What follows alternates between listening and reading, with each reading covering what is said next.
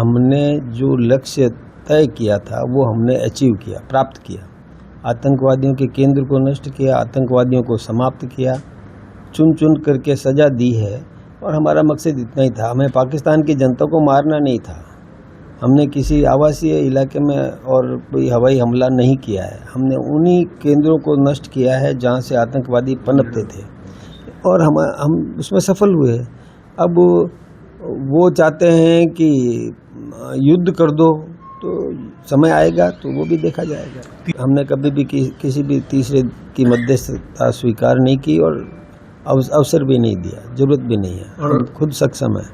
उम्मीदवार राम जी समझते तो है नहीं, उनको क्या पता है कि वहाँ की घटना क्या हुई थी, क्या उन्होंने पूछा था, धर्म पूछा था कि कुरान की आयतें पूछी थी, उनको क्या पता है। और या फिर उनका आतंकवादियों से कोई साठगांठ है, तो आतंकवादियों ने जो कह दिया वो उम्मीदवार राम जी बोल रहे हैं।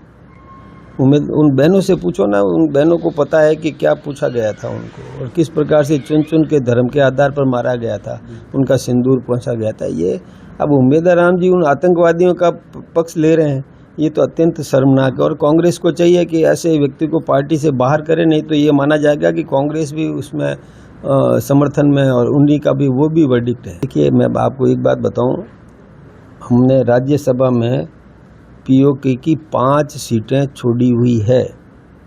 अभी राज्यसभा में 245 सदस्य ही चुने जा रहे हैं, 250 सदस्य हैं, 5 पीओके के सदस्य होते हैं, तो उसके लिए खाली रिक्त सीटें रखी हुई है। तो हमारा तो क्लियर कट, मैं राज्यसभा का सदस्य हूँ, मुझे पता है पाकिस्तान ऑक्यूपाइड कश्मीर की 5 राज्यसभा की सीटें रिक्त दिखाते हैं हम।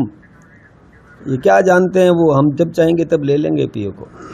जो इस समय युद्ध की, संघर्ष की, देश और दूसरे देश के साथ संघर्ष का समय होता है, उस समय जो दुश्मन देश का पक्ष लेता है तो वो राष्ट्रद्रोह की श्रेणी में आता है।